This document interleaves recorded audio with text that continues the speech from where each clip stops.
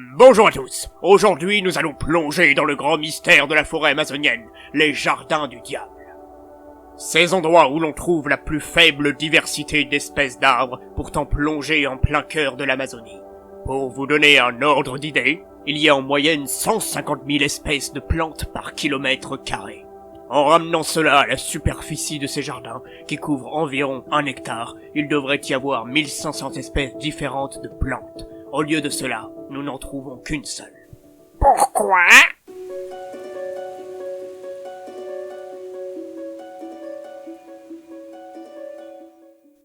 Tout d'abord, il faut savoir que la forêt amazonienne représente 13% des arbres présents sur Terre. C'est le poumon de la planète, car les arbres, ça produit de l'oxygène par photosynthèse.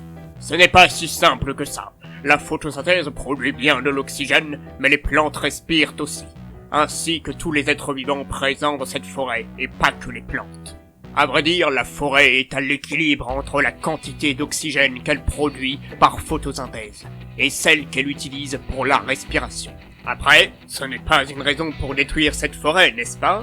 Il y a plein d'autres aspects de celle-ci qui la rendent unique et importante à préserver. Comme par exemple son incroyable diversité. D'accord, j'ai compris. Mais au final, cela ne répond pas à notre question de départ.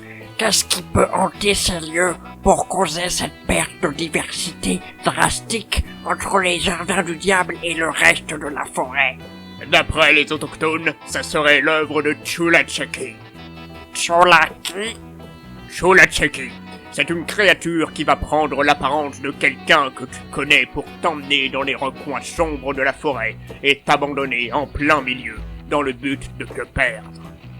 A-t-on aperçu ce Chulachaki? Non, bien évidemment. Et c'est ce qui a mené une équipe de scientifiques à mener l'enquête. Et ils ont fini par trouver le responsable. De tout petits diables, ou pour être plus exact, des fourmis. Des fourmis? Tu te fous de moi? Non.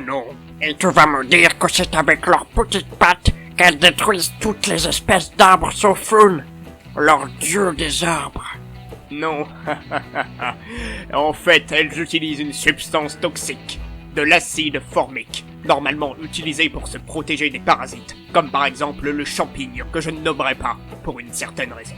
Ce parasite infecte les fourmis et modifie leur comportement une fois infectées. Elle va quitter le nid de canopée pour préférer rester au sol, ce qui va aider au développement du champignon. Ensuite, au bout de 4 à 10 jours, la fourmi va s'accrocher avec ses mandibules à la nervure d'une feuille et va y mourir. Le champignon pourra alors finir de se développer en sortant de la tête de la fourmi, puis en dispersant ses spores pour infecter d'autres fourmis. Ah, dégueu!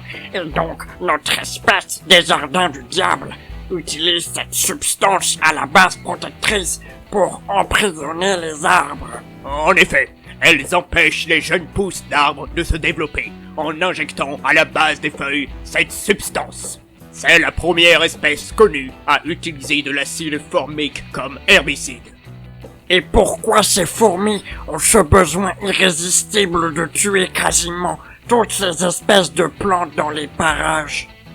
En fait, ces fourmis peuvent vivre uniquement dans une espèce d'arbre qui est très propice à la construction de leur nid.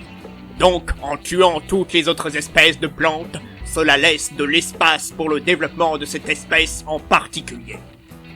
Il y a une seule colonie par jardin, et elles peuvent atteindre jusqu'à 3 millions d'ouvrières et 15 000 reines pour une durée de vie de la colonie allant jusqu'à 800 ans.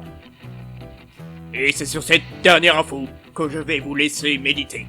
À la prochaine pour de nouvelles découvertes.